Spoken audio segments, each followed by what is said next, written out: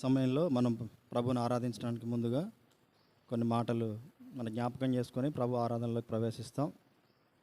యోహాను సువార్త 4వ అధ్యాయము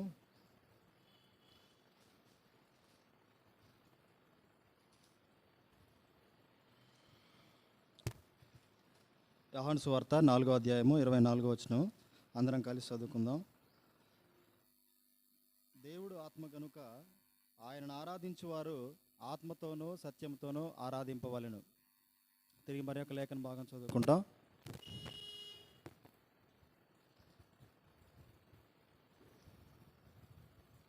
లూకాసు వార్త 15వ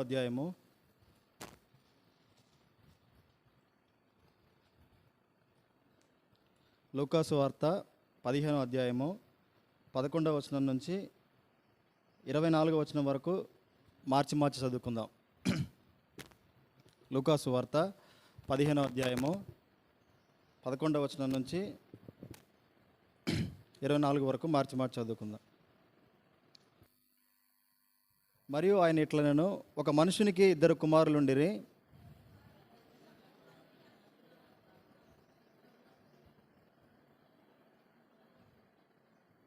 కొన్ని దినములైన తరువాత ఆ చిన్న కుమారుడు సమస్తమును కూర్చుకొని దూరదేశమునకు ప్రయాణమైపోయి అతడు తన ఆస్తిని దుర్వ్యాపారము వలన పాడు చేసెను.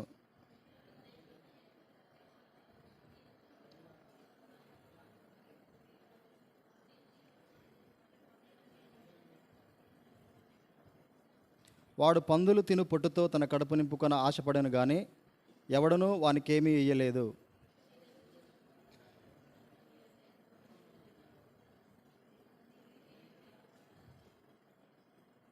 నేను లేచి నా తండ్రి వద్దకు వెళ్ళి, తండ్రి, నేను పరలోకమునకు విరోధముగాను నీ ఎదుటను పాపము చేసి తిని, ఇక మీదట నీ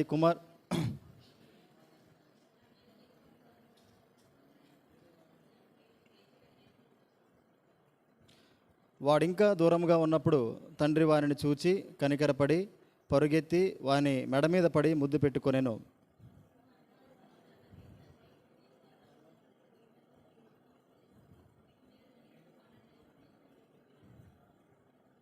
అయితే తండ్రి తన దాసులను చూచి, ప్రశస్త వస్త్రము త్వరగా తెచ్చి వీని కట్టి వీని చేతికి ఉంగరం పెట్టి పాదములకు చెప్పులు తొడిగించుడి.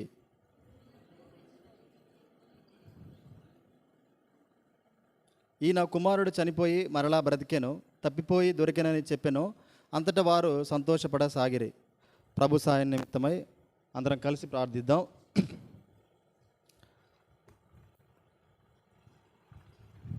మమ్మల్ని మిక్కిలిగా ప్రేమించిన మా ప్రియ పరలోకపు తండ్రి, మీ ఘనమైన శ్రేష్టమైన నామాన్ని బట్టి స్తోత్రాలు నాయన. ఈ ఉదయకాలమున ఈ పరిశుద్ధ మరి ప్రభు దినాన ప్రభా, మీ బిడ్డలుగా మేము కూడి మిమ్మల్ని ఆరాధించే భాగ్యాన్ని యేసు ప్రభు ద్వారా మాకు మీరు కలుగజేసినందులకే మిమ్మల్ని ఎంతగానో స్తుతిస్తూ ఆరాధిస్తున్నాం. ఇంతవరకు ప్రభా పాటలు పాడడానికి సహాయపడ్డారు, మీరు మయంపరచబడ్డారని నమ్ముతూ తిరిగి ప్రభా చదివినటువంటి లేఖన భాగాన్ని దీవించండి, ఆశీర్వదించండి. మిమ్మల్ని ఎలా ఆరాధించాలో ప్రభా మీ మాట ద్వారా మాకు మీరు స్పష్టంగా తెలియచేయండి. మీ జీవం కలిగిన మాటలు అంతే జీవంతో ప్రభా మాలోకి వచ్చి జీవం కలిగినటువంటి ఆరాధన మేము మీకు ఇచ్చేలాగా సహాయపడండి. ప్రేమ కలిగిన తండ్రి, నిలబడబోతున్న నేను నిష్ప్రయోజకుని, ఏ జ్ఞానం లేనివాడిని ప్రభా, ఎన్నో విషయాల్లో తండ్రి తప్పిపోయి మరి లోకంలో మిమ్మల్ని మహిమపరచాల్సింది పోయి తండ్రి ఎన్నో మార్లు అవమానం తెచ్చినటువంటి వాడిని దయతో మీ సిలువ చాటును మరుగుపరచి నాలో ఉన్న ప్రతి స్వయాన్ని తీసివేసి మీరు మాత్రమే నా ద్వారా కనబడుతూ మీ బిడ్డలకు మీరేంటో తెలియజేసుకుంటూ రమ్మని మా ప్రభుడును ప్రియకుమారుడైన యేసుక్రీస్తు వారి పేరిటే స్తుతించి ప్రార్థించి వినయముతో అడిగి వేడుకొనుచున్నాం తండ్రి, ఆమెన్.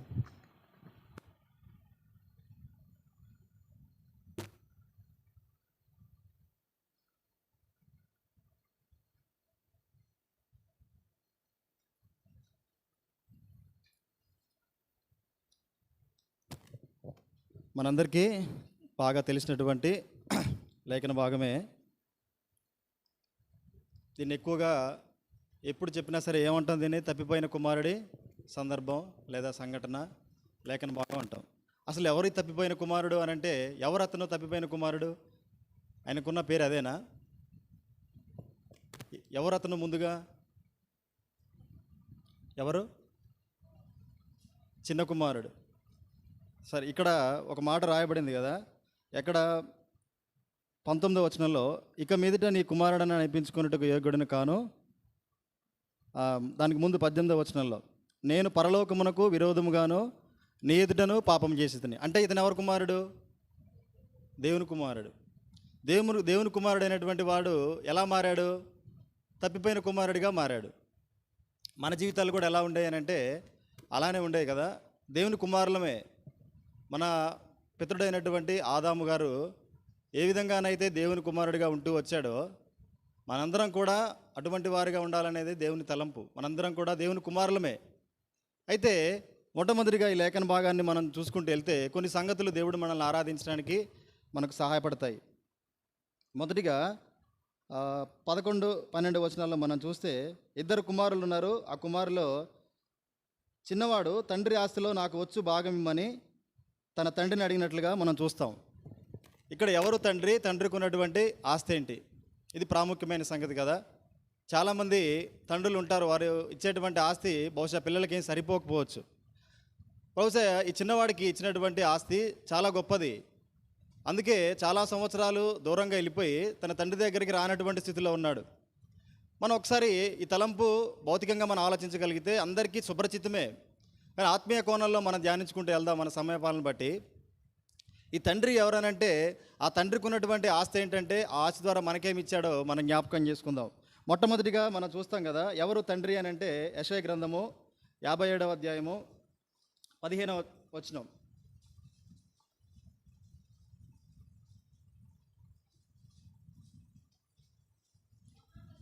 ఉమ్, ఉమ్, ఉమ్, ఉమ్, ఉమ్, ఉమ్, ఉమ్,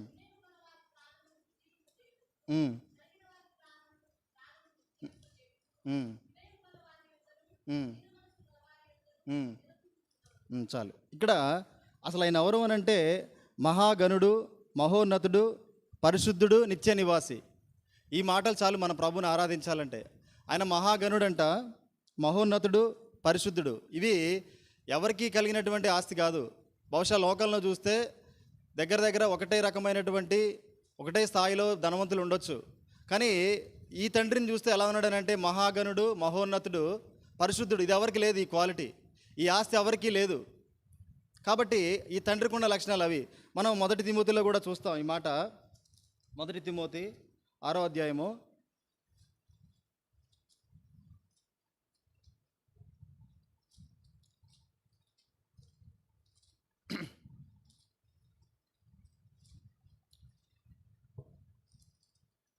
15వ వచనం.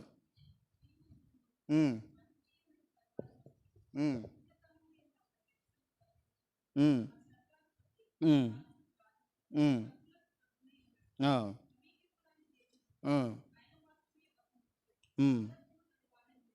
చాలు చాలక్క. ఇక్కడ తనకున్నటువంటి గొప్ప ఐశ్వర్యాన్ని బట్టి మాట్లాడుతున్నటువంటి మాట పౌలు భక్తుడు తిమోతికి రాసి మాట్లాడుతూ ఉన్నాడు. ఏమనంటే అతను శ్రీమంతుడంట, అద్వితీయుడగు సర్వాధిపతి, ఆ యుక్త కాలమందు ఆ ప్రత్యక్షతను కనపరచును. ఆయన సర్వాధిపతి, రాజులకు రాజు, ప్రభువులకు ప్రభు.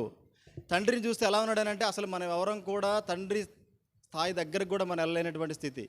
ఈ తండ్రికి ఉన్నటువంటి క్వాలిఫికేషన్స్ ఇవి. ఇటువంటి తండ్రి ఏం మనకి ఇస్తూ వచ్చాడనంటే మనం తెలుసు. మనకి ఆదికాండంలో మనం చూసినట్లయితే ఏమి ఇస్తూ వచ్చాడు ఆదాముకి అనంటే మన మొదటి అధ్యాయంలోనే చూస్తాం.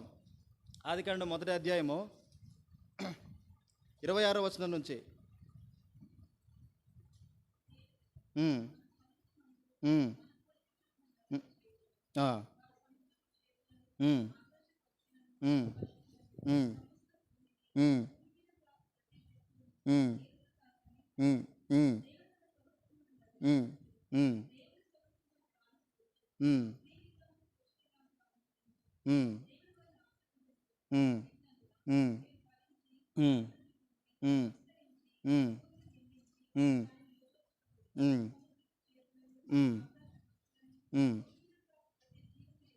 దేవుడు వారితో చెప్పాను. కుమారుడిగా మనకేమిచ్చాడనంటే ఇవన్నీ ఇచ్చాడు. తన స్వరూపంలో మనల్ని సృజిస్తూ వచ్చాడు. అనంటే ఏంటి? ఆయన మహోన్నతుడు, తర్వాత పరిశుద్ధుడు, సర్వాధికారి అయినటువంటి దేవుడు ఏం చేశాడంటే మనల్ని సృజించి ఆల్మోస్ట్ తనతో సమానంగా స్వరూపంలో కానీ, శక్తి విషయంలో కానీ, మహిమలో కానీ, తర్వాత మన 2వ అధ్యాయంలో చూస్తాం కదా, ఇదే ఆదికాండం 2వ అధ్యాయము 7వ వచనం. ఆ, ఉమ్, ఉమ్. చూడండి అన్నీ వచ్చేసాయి దేవుడి. చివరికి మంటి లాంటి మనల్ని దేవుడు ఏం చేశాడంటే తన జీవవాయుని మనలో కూదుతూ మనకి జీవాత్మనిచ్చాడు. అని అంటే ఏంటి? ఆల్మోస్ట్ మన శరీరం మట్టిది, కానీ మనలో ఉన్నటువంటి జీవం ఏంటనంటే అది ప్రభుది. దేవుడు మనకు మొట్టమొదటిగా ఇచ్చినటువంటి ఆస్తి ఏంటంటే తన జీవాన్నే మనకి ఇస్తూ వచ్చాడు. తర్వాత చూస్తే ఈ జీవం కలిగిన మనము ఈ సృష్టిలో ఉండడానికి కావాల్సినటువంటి ప్రతిదీ కూడా సమకూరుస్తూ వచ్చాడు. అంటే ఎంతో ఆస్తిని తన కుమారుడిగా ఉన్నటువంటి ఆనాటి ఆదాముకి కానీ మనకు కానీ దేవుడు ఇస్తూ వచ్చాడు. అదే జీవం కూడా ఈనాడు మనలో కూడా ఉన్నటువంటి జీవం. ఆ జీవం ద్వారానే మనం పిలువబడుతూ వచ్చినటువంటి వారము. లేకపోతే మనం ఎటువంటి వారం అంటే రండి చూద్దాం మనం ఎటువంటి వారము దేవుని జీవం లేకపోతేనంటే యెషయా గ్రంథము 40 అధ్యాయం 15వ వచనం. యెషయా గ్రంథము 40 అధ్యాయం 15వ వచనం.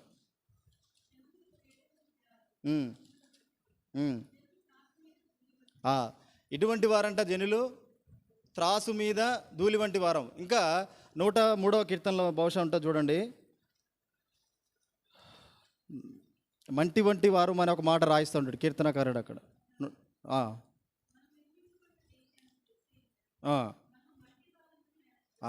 ఎలాంటి వారం అనంటే జీవం లేకపోతే మంటి వంటి వారము, ధూళి వంటి వారము.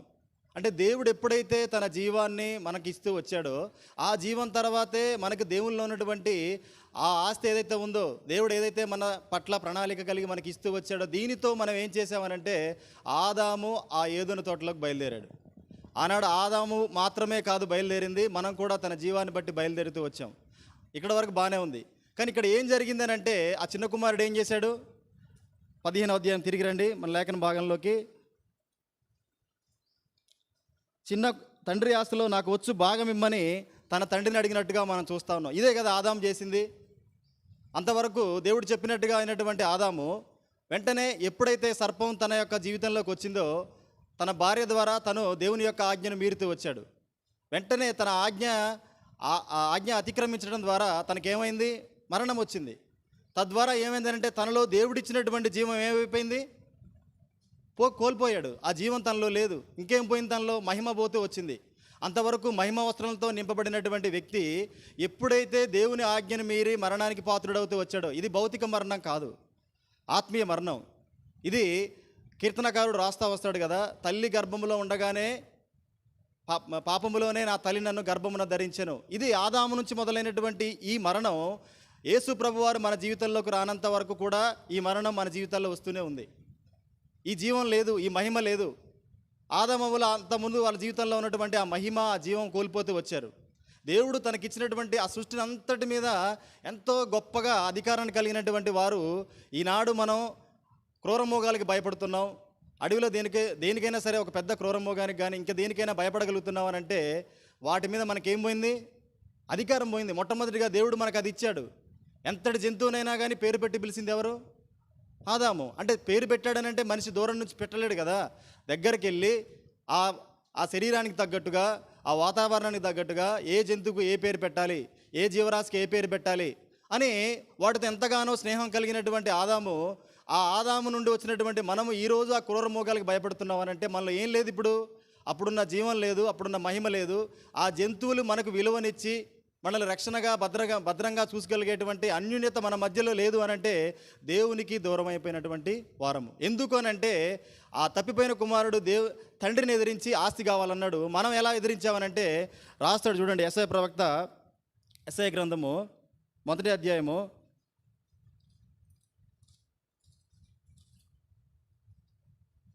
2వ వచనం నుంచి మాట్లాడుచున్నాడు.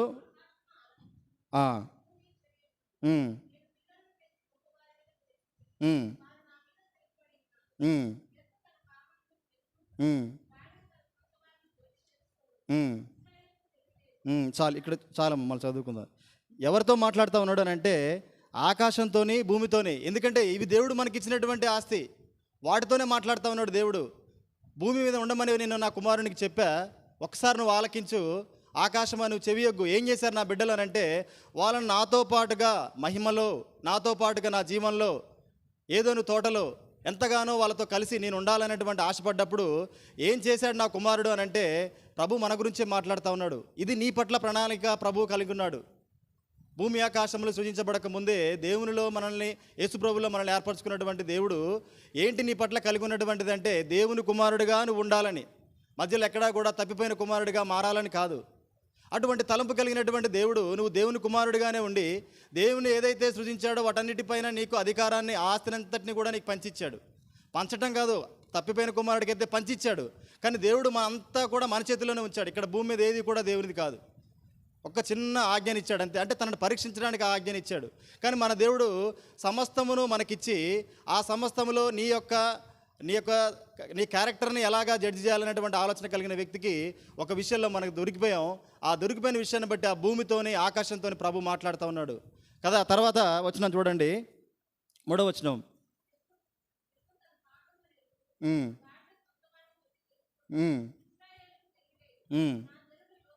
యోచింపరు.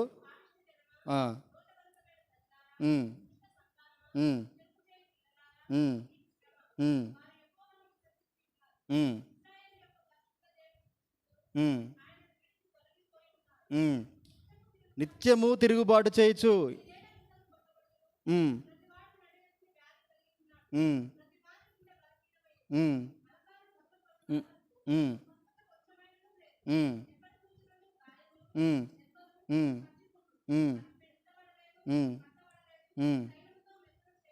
చాలమ్మ.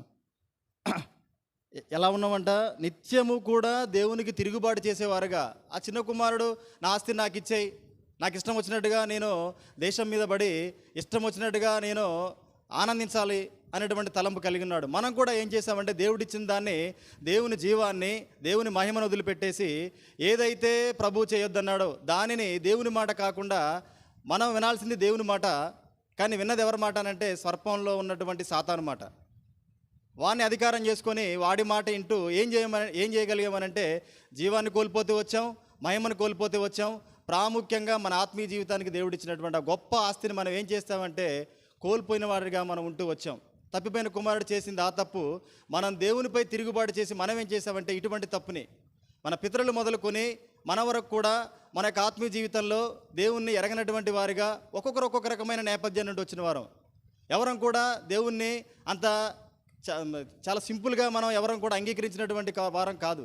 సరే పోనీ చిన్ననాటి నుంచి మనం ఏమైనా మంచి లక్షణాలు కానీ, మన జీవితం ఏమైనా మంచి సాక్ష్యంగా ఉంది అని అంటే, దేవుని నమ్ముకోకముందు మన రహస్య పాపాలు కానీ, మనకున్నటువంటి ఏ పాపాన్ని చూసినా సరే నిజంగా యేసు ప్రభులో కడగబడని వారమైతే మన మీద అసహ్యం వేస్తాం. అంత ఘోరమైనటువంటి పాపాలు కలిగినటువంటి వారం.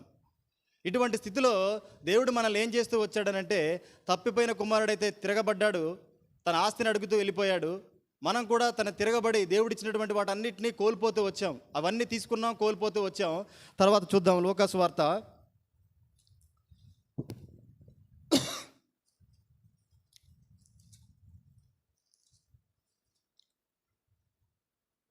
'దూరదేశమునకు కొన్ని దినములైన తరువాత ఆ చిన్న కుమారుడు సమస్తమును కూర్చుకొని దూరదేశమునకు ప్రయాణమైపోయి అచ్చట తన ఆస్తిని దుర్వ్యాపారము వలన పాడు చేసెను. దేవుడిచ్చిన వాటన్నిటిని కూడా ఏం చేస్తూ వచ్చామనంటే దుర్వ్యాపారము వలన పాడు చేసుకుంటూ వచ్చాం. తనకున్నది ఏ వ్యాపారమో, భవిష్యత్ పెద్ద కుమారుడు అంటాడు, వేశ్యలతో తిరిగే విషయంలో కానీ, ఇష్టంగా జలసా చేసే విషయంలో కానీ, చిన్న కుమారుడు తనకిచ్చిన సమస్తాన్ని కూడా ఏం చేశాడు, వృధాపరుస్తూ వచ్చాడు. మనం కూడా ఏం చేశామనంటే దేవుడిచ్చినటువంటి ఆస్తిని అంతటిని కూడా, ఆ జీవాన్ని, ఆ మహిమను ఆదాము కోల్పోతూ వచ్చాడు. మన జీవితానికి మనం చూస్తే మనలో జీవం లేదు. యేసు ప్రభు రానంత వరకు మన జీవం దేనికి సరిపోయే జీవం చెప్పండి? చనిపోతే పరలోకం ప్రవేశించలేనటువంటి ఎంతో తుచ్చమైనటువంటి జీవితం. యేసు ప్రభు మన జీవితాల్లోకి రాకపోతే మన జీవితం ఎంత తుచ్చమైందంటే మంటి వంటి వారము, ధూళి వంటి వారము. ఎక్కడికి వెళ్తా చెప్పండి? ధూళి దానికి తెలుస్తా? ఒక ధూళి త్రాసు మీద ఉంది, అది ఎక్కడికి వెళ్తుందో చెప్పగలరా? ఏ మనిషి అయినా చెప్పలేము. ఎందుకనంటే దానికి ఒక గమ్యం అంటూ లేదు. కానీ యేసు ప్రభువులో తిరిగి జన్మించినటువంటి మనము చనిపోయిన తర్వాత మన మంటి వంటి వారం కాదు, ధూళి వంటి వారం కాదు. తనకిష్టమైనటువంటి తన బిడ్డలం. ఎక్కడికి వెళ్తామనంటే దేవుని కుమారులుగా తన దగ్గరకే మనం వెళ్తాం. మనకు ఒక అడ్రస్ ఉంది, అటువంటి ఒక లోకం ఉంది. ఇది దేవుడు మనకి ఇస్తూ వచ్చాడు. ఏం చేశాడు ఈ తప్పిపోయిన కుమారుడు అని అంటే ఆస్తిని అంతటిని తీసుకొని కూడా దూరంగా వెళ్ళిపోయాడు. ఎంతటి దూరం అని అంటే తండ్రికి తెలియనంతగా దూరం. మనం కూడా చూడండి, మన జీవితంలో చూస్తే యేసు ప్రభు వారు మన జీవితంలోకి రాకముందు కొలసీలో రాస్తాడు కదా, ఎలా దూరం అయిపోయామంటే కొలసీలకు రాసిన పత్రిక 1వ అధ్యాయము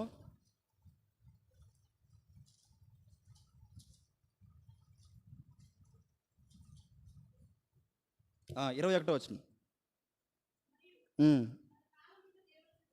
ఉమ్, ఉమ్, ఉమ్, ఉమ్, ఉమ్, ఉమ్, ఉమ్, ఉమ్, ఉమ్.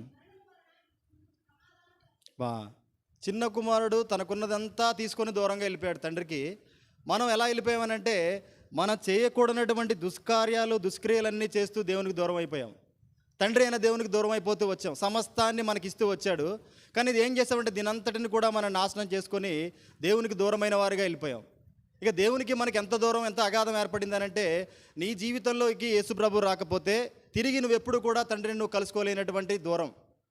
యేసు ప్రభు మన జీవితంలోకి రాకపోతే ఆ వచ్చేటువంటి ఆ ఆగమనం ఎలా ఉంది అని అంటే పరిశుద్ధుడిగా నీతిమంతుడిగా మన జీవితాల్లోకి వచ్చి మన జీవితంలో అద్భుతమైన రక్షణ కార్యాన్ని తన శిలువ మరణం ద్వారా తన పునరుద్ధానం ద్వారా చేయకపోతే ఇక ఎప్పటికి కూడా మన తండ్రిని కలుసుకోలేకపోయేవాళ్ళం. ఎంత దూరం అని అంటే ఇక మళ్ళీ కలుసుకోలేనటువంటి దూరం. కాబట్టి దేవుణ్ణి మొట్టమొదటిగా మనం ఆరాధించడానికి ఇంత దూరస్తులో మన యొక్క దుష్కార్యాలను బట్టి దుష్క్రియలను బట్టి చేసినటువంటి మనల్ని యేసు ప్రభువారు ఏ విధంగా సమాధానపరిచాడు? నిరపరాధులుగాను నిలబెట్టుటకు ఆయన మాంసాయుక్తమైన దేహమందు మరణము వలన ఇప్పుడు మనల్ని సమాధానపరిచాడు. లేకపోతే సమాధానం లేదు. యేసు ప్రభు మన జీవితాల్లోకి రాకపోతే తండ్రికి మనకి సమాధానం లేదు. ఎప్పటికీ మన మీద అదే కోపం, ఎప్పటికీ అదే విధమైనటువంటి కోపం. యెషయాలో ఏ విధంగానైతే ఆ భూమితో ఆకాశంతో మాట్లాడుతూ ఉన్నాడో, దోషభరితమైనటువంటి ప్రజలారా అదే మన మీద ఉన్నటువంటి దోషం. ఎప్పుడైతే యేసు ప్రభు వారు మన జీవితంలోకి వచ్చారో ఆయన మరణం మనల్ని ఏం చేస్తూ వచ్చిందంటే తండ్రితో మనల్ని సమాధానపరిచింది. చూడండి, ఆ చిన్న కుమారుడు దూరంగా వెళ్ళిపోయాడు, తండ్రికి ఎంతో దూరంగా వెళ్ళిపోయాడు. దుర్వ్యాపారం వలన సమస్తమును నష్టపరుచుకుంటూ వచ్చాడు. నష్టపరిచింది ఏది కూడా తను తిరిగి సంపాదించలేనటువంటి స్థితిలోకి తను చేరాడు. కానీ యేసు ప్రభు ద్వారా అంత దూరస్థులమైనటువంటి మనల్ని యేసు ప్రభు వారి మరణం ద్వారా సమాధానపరిచినటువంటి దేవుడిగా యేసు ప్రభువుని మనల్ని ఆరాధిస్తాం. రెండవదిగా మనం ఇదే అంశాన్ని మనం చూద్దాం. ఇందులో లూకాసు వార్తలోకి వెళ్దాం, 15వ అధ్యాయము. తర్వాత ఏం చేస్తూ వచ్చాడు? అదంతా ఖర్చు చేసిన తరువాత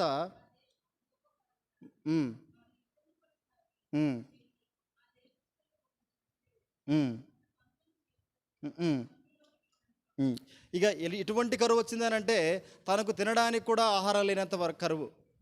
పందుల తినేటువంటి ఆహారం దగ్గరికి వెళ్ళాడంట. క్రైస్తవుని పరిస్థితి ఇలానే ఉంటుంది. గొప్పగా ఈ లోకంలో డబ్బును బట్టి మనం ఏదో చేయాలనుకుంటాం, కానీ నిజంగా ఆత్మీయ కోణంలో మనం ఆలోచించగలిగితే ఒక దేవుని సన్నిధిలో నువ్వు ఆరాధించలేకపోతున్నావు, నీకున్నటువంటి స్థితి దానికి సరిపోవట్లేదు అని అంటే అసలు నీకేముంది అని మన ప్రశ్న వేసుకుంటే, ఒక సహోదరుడు ఒకసారి చెప్తా వచ్చాడు, నేను చాలా మార్లు వింటూ వచ్చాను ఆ మాటలు, బోధిస్తూ ఒక సాక్ష్యాన్ని తను పంచుకుంటూ వచ్చాడు. తను పరిచయం చేస్తున్నటువంటి ప్రాంతంలో, తిరుపతి ప్రాంతంలో, అక్కడ ఎక్కువగా హిందువులు ఉంటారు.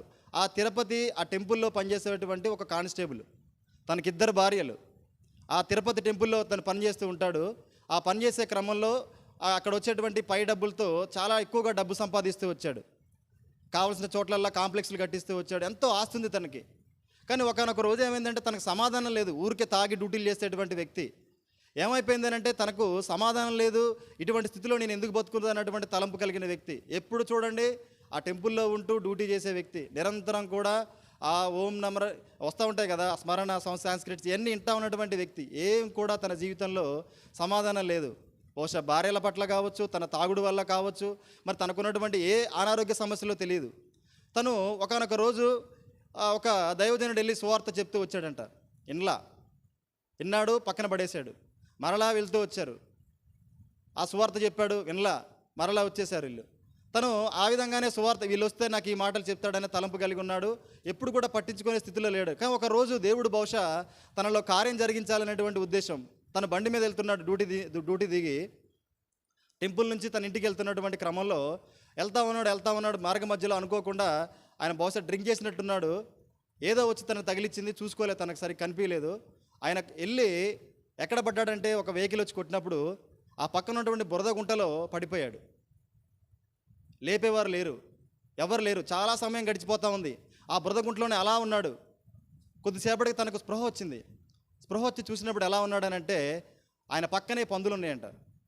ఆ పందులంతా కూడా తనని నాకడం, తన మీద ఉన్నటువంటి బురదను నాకడం, ఇటువంటి స్థితిలో ఉన్నాడు. తను లేచాడు. తనకు చూస్తే ఆస్తిపరంగా చూస్తే ఎంతో ఆస్తుంది, ఇల్లీగల్గా చూస్తే ఎంతో ఆస్తుంది, లీగల్గా బ్రతకగలిగినా తనకున్నటువంటి వృత్తి పట్ల మంచి స్థితిలో ఉన్నటువంటి వ్యక్తి ఒక్కసారి తన జీవితాన్ని చూసుకొని ఎవరైతే సువార్త చెప్పిన వ్యక్తులు వచ్చారో నీ జీవితం ఏంటి, ఈ భూమి మీద ఏంటి అనే విషయాన్ని మొత్తం జ్ఞాపకం చేసినప్పుడు ఆయనకు ఆ సమయంలో ఆ విషయాలన్నీ జ్ఞాపకం వచ్చాయంట. అసలు ఏంటి నా జీవితం, ఇక్కడ నేను ఇలా పడిపోయి ఉన్నానేంటి, అంటే ఒకప్పుడు నా జీవితం, నా భవిష్యత్తు ఎలా ఉంటుంది, నాకున్నటువంటి ఆస్తి కానీ, నా భార్యలు కానీ, నా బిడ్డలు కానీ వీరెవరూ కూడా నాతో రారు అని తలంపు కలిగి ఏం చేశాడంటే తనకు మనశ్శాంతి లేదు. ఎవరైతే సువార్త చెప్పడానికి వచ్చారో కనుక్కొని వాళ్ళ మందిరానికి వెళ్ళాడంట.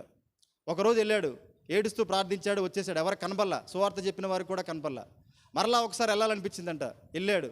తర్వాత అక్కడ ఉన్నటువంటి దైవజనుడు తనను గమనించాడు, పిలిచాడు. ఇక పిలిచిన తర్వాత తన బాధ మొత్తం చెప్తూ వచ్చాడు. తనకెంతో సమాధానం కలుగుతూ వచ్చింది. వాళ్ళకి చెప్పాల్సినంత విషయం ఇక హెబ్రోను దైవజనుడే చెప్పాల్సిందంతా చెప్తూ వచ్చాడు.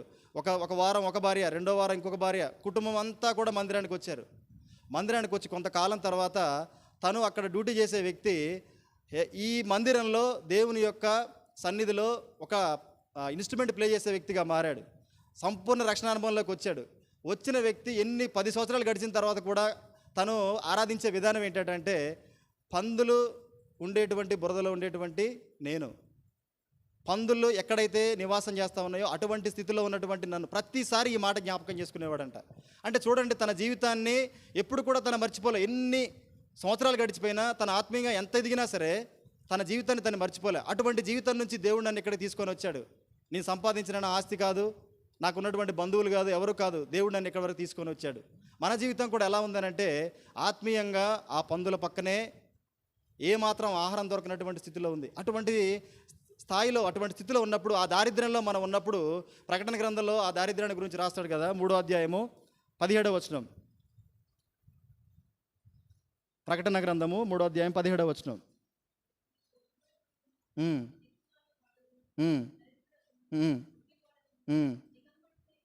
చాలు. ఎలా ఉన్నామనంట, దౌర్భాగ్యుడు, దిక్కుమాలిన వాడు, దరిద్రుడుగా ఉన్నటువంటి మనల్ని యేసు ప్రభువారు అటువంటి స్థితి నుంచి ఎలా చేస్తూ వచ్చాడనంటే రండి, కీర్తనల గ్రంథము 38వ అధ్యాయం 4వ వచనం.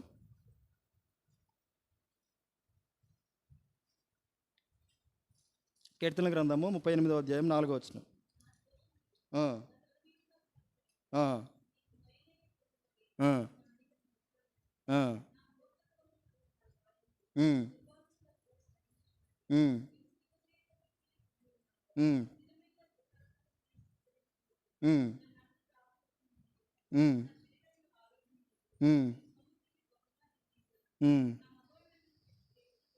చాలు. ఇదంతా చూస్తే ఒక మనిషికి ఏ కోణంలో ఏ ఉండకూడదో అవన్నీ కూడా తన శరీరానికి, తన ఆత్మకి కలిగినటువంటి దారిద్ర్యత ఏ విధంగా చూసినా కానీ ఆ కీర్తనకారుడు రాసినటువంటి కీర్తనలో మనిషికి ఏ ఉండకూడదో వాటన్నిటి పరంగా కూడా నలిగిపోయిన వ్యక్తి బాధ.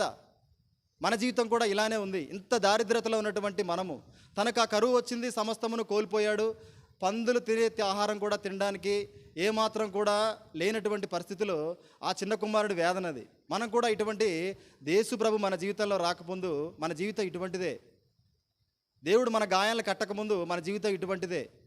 మనకున్నటువంటి గాయాలను బట్టి అవెంతగా కుళ్ళి కృషించిపోయి వాసన వచ్చాయనంటే యేసు ప్రభు నిజంగా మన జీవితాల్లోకి రాకముందే ఒక్క మనిషి మన జీవితంలో ఉన్న మన రహస్య పాపాన్ని బట్టి మనల్ని ఒక్కసారి ఆ మాటను బట్టి అడిగితే ఎంత తలడిల్లిపోతాం చెప్పండి. నీ పాపం ఇది కదా అని మాట్లాడినప్పుడు, ఏ పాపమైనా కావచ్చు, ఆ పాపాన్ని బట్టి ఒక మనిషి మనల్ని నింద వేసినప్పుడు ఎంతగా బాధ అనిపిస్తుంది అంటే చాలా బాధపడిపోతాం. అటువంటి మనల్ని అసలు ఆ పాపం నుంచి మనల్ని విడిపిస్తూ వచ్చాడు. మరి ఎప్పుడు ఆ చిన్న కుమారుడు తిరిగి తన తండ్రి దగ్గరికి వెళ్ళే క్రమంలో రండి, లోక సువార్త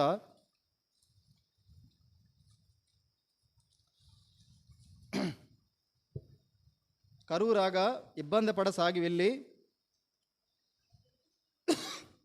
ఉమ్, ఉమ్, ఉమ్, ఉమ్, ఉమ్, చాలు చాలు. ఇక్కడ కరువు రాగా ఇబ్బంది పడసాగి వెళ్ళి ఆ దేశస్థులో ఒకని చెంత చేరెను. ఏం చేసాం మనం కూడా మనకున్నటువంటి స్థితిని బట్టి తప్పిపోయిన కుమారుడు వెళ్ళి అక్కడ ఒక యజమాని దగ్గర చేరుతూ వచ్చాడు. మనం కూడా మన తండ్రి దగ్గర నుంచి దూరం అయిపోయి మనం కూడా ఒకరి దగ్గర చేరాం. ఈ లోకాధికారి దగ్గర చేరుతూ వచ్చాం.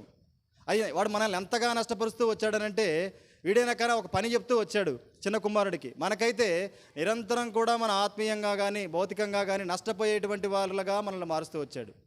ఎవరు? ఈ లోకాధికారి అయినటువంటి సాతాను. మనం ఎప్పుడైతే వాని చెంత చేరుతూ వచ్చామో ఆనాటి నుంచి అదే కదా చేసింది వాడు. ఆదాము అవ్వలు ఇద్దరు కూడా సర్పం మాట విని వాడి వెంటనే చేరుతూ వచ్చారు. తన బిడ్డలు అదే పని చేస్తూ వచ్చారు. వాళ్ళతో ప్రారంభమైనటువంటి ఆజ్ఞాతిక్రమము తర్వాత మరణాన్ని, ఒక మనిషిని చంపేంతగా, తర్వాత దేశదిమ్మరిగా తిరిగేంతగా ఇలాగా మారుస్తున్నటువంటి వ్యక్తి ఎవరికి దగ్గర అవుతూ వచ్చాడు చెప్పండి? యేసు ప్రభువు వారు మన జీవితంలో వచ్చే వరకు కూడా మనిషి ఎక్కడి వరకు వచ్చాడు చెప్పండి? సాతాను వెంటనే సాతాను చెంత చేరుతూ వచ్చాడు. ఇటువంటి స్థితిలో ఉన్నటువంటి మనల్ని యేసు ప్రభువారు, రండి చూద్దాం, తిమోతి 2 తిమోతి 2వ అధ్యాయం 25వ వచనం.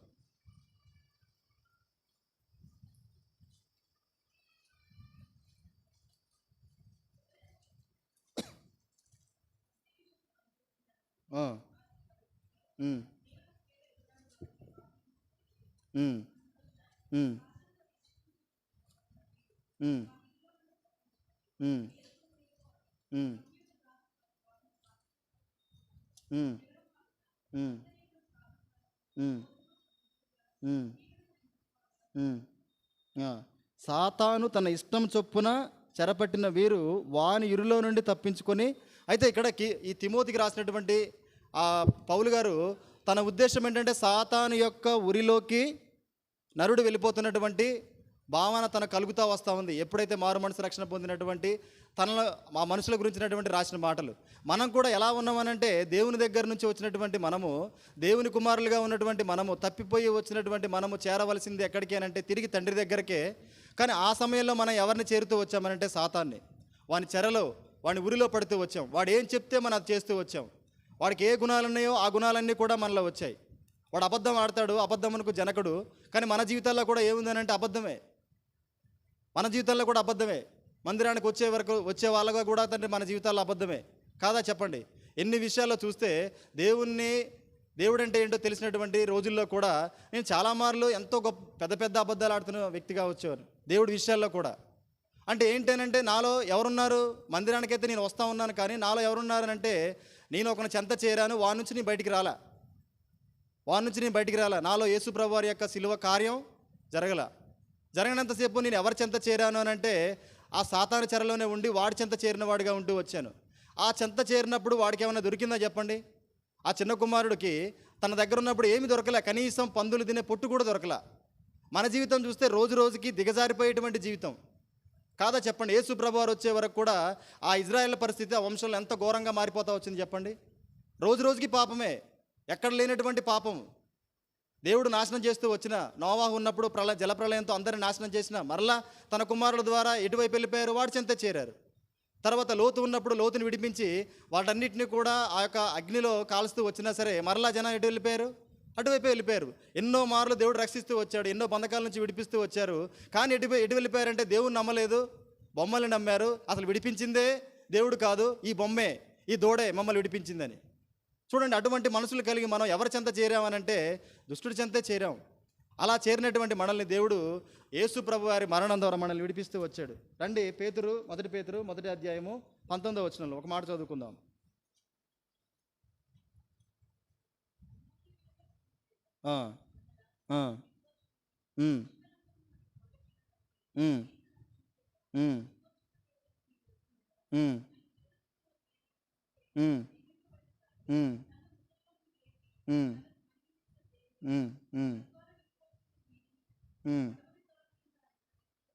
చాలు. ఆయన అమూల్యమైనటువంటి రక్తము చేత నిర్దోషమును నిష్కలముగు గొర్రెపిల్ల వంటి క్రీస్తు రక్తము చేత మనల్ని విమోచించాడు. అంతవరకు ఏంటంటే వాడి చెంతలోనే మనం చేరాం. వాడి నుంచి విడిపించగలిగేటువంటి సామర్థ్యం ఎవరికీ లేదు. ఎవరు అంతటి పరిశుద్ధుడు కాదు. ఎవరు కూడా సాతాన్ని ఓడించలేరు. సాతానుకున్న సామర్థ్యం ఈ భూమి మీద ఎవరికి కూడా లేదు, ఎంత గొప్ప నీతిమంతుడైనా సరే. ఎందుకంటే ఎవరిలో కూడా పరిశుద్ధత లేదు. అందరికి మించినటువంటి సామర్థ్యం ఎవరికి ఉందంటే సాతానికే ఉంది ఈ భూమి మీద. అటువంటి వ్యక్తి నుంచి దేవుడు ఏం చేశాడనంటే, ఎవరి వల్ల సాధ్యం కాదు, తిరిగి ఎవరు వెళ్ళాలి? మనుష్య కుమారుడిగా తనే రావాలి. తను వచ్చినా సరే తనకున్న అధికారాన్ని బట్టి కాదు, తను మన పట్ల ఎంతో తగ్గింపు కలిగి తన అమూల్యమైనటువంటి రక్తాన్ని కారుస్తూ వచ్చాడు. చెప్పండి, ఇంత గొప్పగా మన పట్ల కార్యం చేసినటువంటి దేవుడు తన నుంచి విడిపించాలంటే తనకున్న శక్తి సామర్థ్యాలను బట్టి ఒక్కసారిగా ఒక క్షణంలో అక్కడి నుంచి తోసివేసినటువంటి దేవుడు సాతాన్ని నీ జీవితంలో నుంచి తోసివేయలేడా? కానీ నిన్ను నీతిగల న్యాయాధిపతి అయినటువంటి దేవుడు అంతే నీతిగా ఏ మూల్యం చెల్లించాలో అది చెల్లించాలని ఖచ్చితంగా న్యాయాధిపతి అయినటువంటి దేవుడు ఎందుకు ఆరాధించకూడదు చెప్పండి దేవుణ్ణి? మన దేవుడితో ఎవరు పోలిక చెప్పండి? ఇటువంటి దేవుడు ఎక్కడైనా ఉన్నారా చెప్పండి? యేసు ప్రభు తప్ప మనం చూస్తే ఇంత నీతిగా ఇంత న్యాయంగా తన బిడ్డల్ని విడిపించేవారు ఎవరూ లేరు. ఇంత గొప్పగా మనం ప్రజల మధ్యకి దేవుని యొక్క సువార్తను మనం ప్రకటించగలిగినప్పుడు, ఇంత గొప్పగా దేవుని మనం ప్రకటించగలిగినప్పుడు ఖచ్చితంగా వాళ్ళ హృదయంలో దేవుడు కార్యం చేస్తాడు. అది దేవుని పని. చూడండి, మన జీవితాల్లో కూడా చూస్తే ఎలా చేశాడనంటే, అమూల్యమైనటువంటి తన రక్తం అవసరమా చెప్పండి? ఎవరు అంటే దేవుని దగ్గరే ఉండి ఆరాధించేటువంటి గ్రూప్లో ఉన్నటువంటి ఆ లూసిఫర్ అనేటువంటి సాతాను తన దగ్గర నుంచే తను తోసివేస్తే వచ్చినటువంటి వ్యక్తి, వాడి దగ్గర నుంచి మనల్ని విడిపించడానికి ఎంత అమూల్యమైన రక్తం కార్చాలంటే కార్చాలి. ఎందుకంటే రేపు నా బిడ్డలు ఎక్కడా కూడా చిన్న మరక ఎక్కడ ఉండొద్దు, లోటు ఉండొద్దు, వాళ్ళ విడుదలకు సంబంధించి ఎక్కడా కూడా అన్యాయంగా జరగొద్దు. వాళ్ళు చాలా జాగ్రత్తగా ఒక తండ్రి అయినటువంటి మనుష్య కుమారుడిగే తను వచ్చాడు.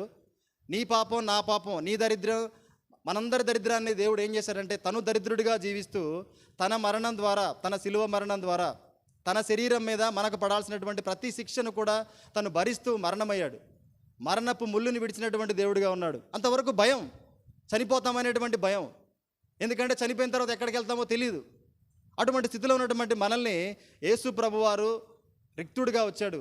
మన దరిద్రాన్ని తను అనుభవిస్తూ వచ్చాడు. మన కొరకు అమూల్యమైనటువంటి తన రక్తాన్ని చివరి బొట్టు వరకు కార్చాడు. చివరి బొట్టు వరకు కార్చాడు. దానికి అదే బైబిల్లో రాయబడి ఉంది. తను చివరిగా పొడిచినటువంటి ఆ బల్లె పోటు నుంచి నీళ్లును రక్తము కారుతూ వచ్చాయి. అంటే నీ కొరకు దేవుడు ఏది ఉంచుకోలే. ఈ లోకంలో ఏదైతే తన శరీరం ద్వారా తనలో ఉంటూ వచ్చిందో అదంతా కూడా సమస్తము ధారపోసాడు.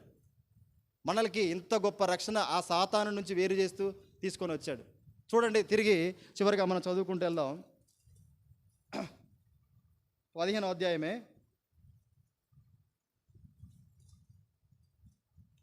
లూకాసు వార్త 15వ అధ్యాయం.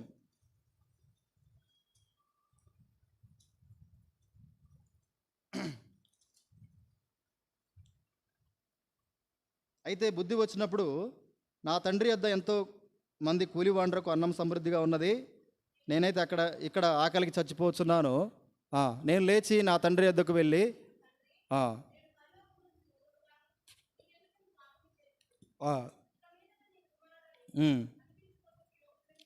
ఆయన కుమారుడు అనిపించుకోవడానికి చిన్న కుమారుడు యోగ్యుడు కాదు.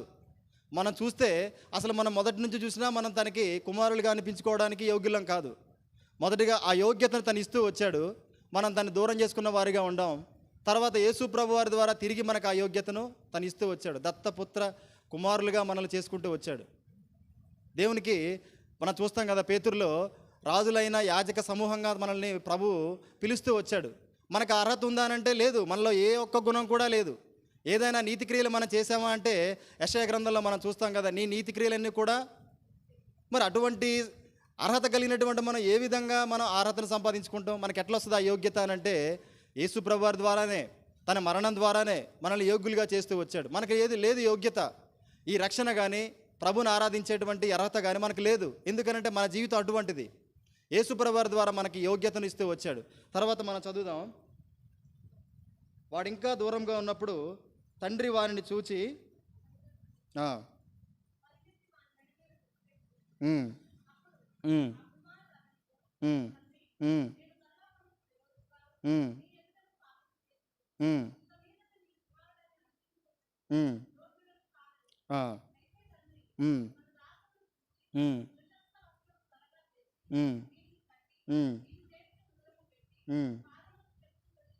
చాలు ప్రశస్త వస్త్రాన్ని ఇస్తూ వచ్చాడంట. చూడండి, ఎక్కడా కూడా మన దానికి అర్హులం కాదు. అర్హులం చెప్పండి. వాడు ఎలా వచ్చాడు?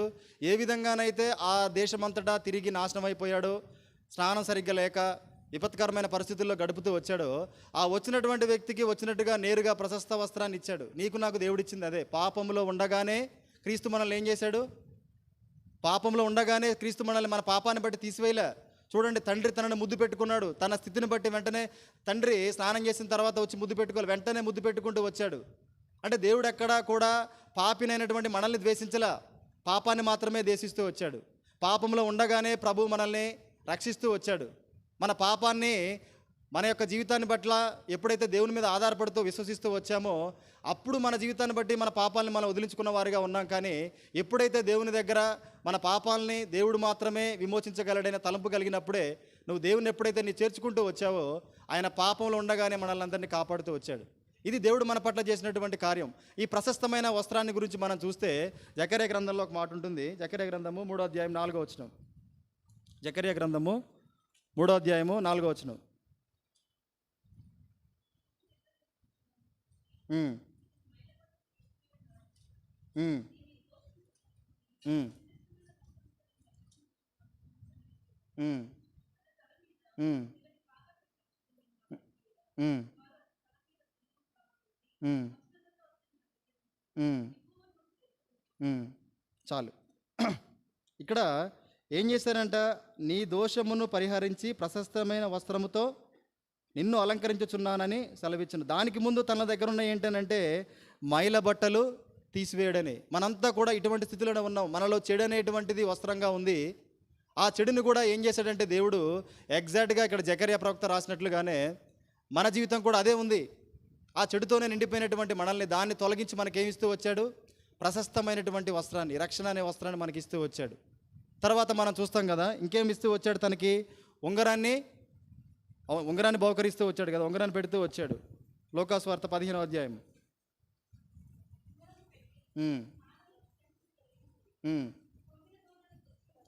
చాలు, ఉంగరాన్ని కూడా ఇస్తూ వచ్చాడు. ఉంగరం అనంటే మనం చూస్తే ఎవరికి ఉంగరం ఇస్తామనంటే తన కుమారునికి ఉంగరాన్ని ఇచ్చాడనంటే తనకున్న అధికారంలో ఆ ఉంగరం ద్వారా ఈ అధికారాలు కూడా కుమారునిగా కానీ తన కార్యాల పట్ల కానీ కావలసినటువంటి అధికారాన్ని తనకిస్తూ వచ్చినటువంటి వాడిగా ఆ ఉంగరాన్ని అందుకు జ్ఞాపికగా తను ఇస్తూ వచ్చాడు.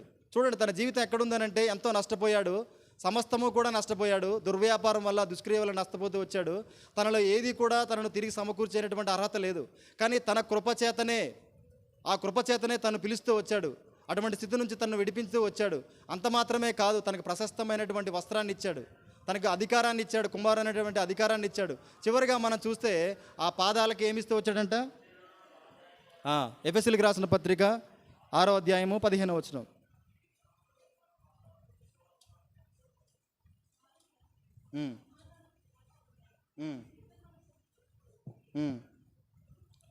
పాదములకు జోడు ఏంటంటే సిద్ధం అనేసేటువంటిది. ఈ సిద్ధ మనసు దేనికి పనిచేస్తుంది అంటే మనం బయటికి వెళ్ళినప్పుడు కానివ్వండి, ఎటువంటి పరిస్థితుల్లో కానివ్వండి, పాదాలకు ఎంతగా అయితే పాదరక్షకులు మనకి ఉపయోగపడతాయో దేవుడిచ్చినటువంటి ఈ పాదరక్షకులు ఏంటంటే ఈ సిద్ధ మనసు లేకపోతే మనం ఎవరం కూడా పరలోక రాజ్యానికి చేరం.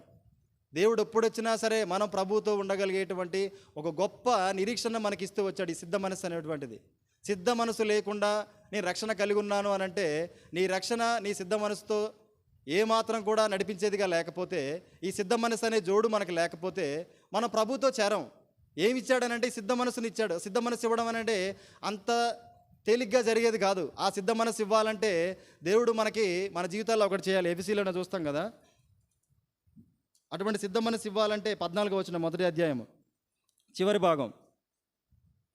దేవుని మహిమకు కీర్తి కలుగుటకై